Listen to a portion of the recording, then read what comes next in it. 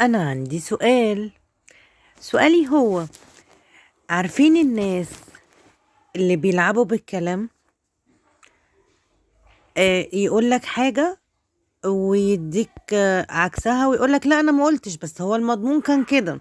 سي مثلا أنا وعدت سي ابني إن احنا هنخرج، فالولد قعد يفكر احنا هنخرج فين، ومامي هتديني فلوس كام، وهلبس ايه، يعني كل حاجة، لم كل حاجة بسيطة، وقعد يفكر فيها.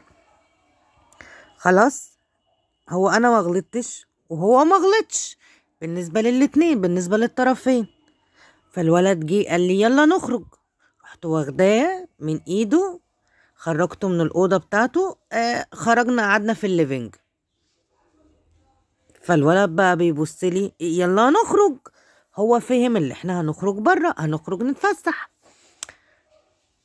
وانا قلت له خلاص احنا هنخرج. انا كل اللي انا كنت عايزاه اللي انا خرجته من الأوضة، دخلته على الليفينج، وهو بيفكر في حاجة تانية. بس هو ما جاش في تفكيره ان انا ما كانش في نيتي ان انا اخرجه، فما قلتهولوش صريحة دايركت في وشه. فبقى هو فاكر حاجة وانا بتكلم في حاجة.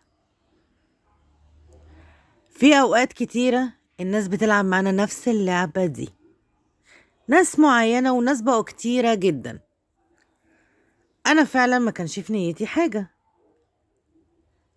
والطرف التاني بقى بيبني امال وطموحات على حاجات تانية كتير.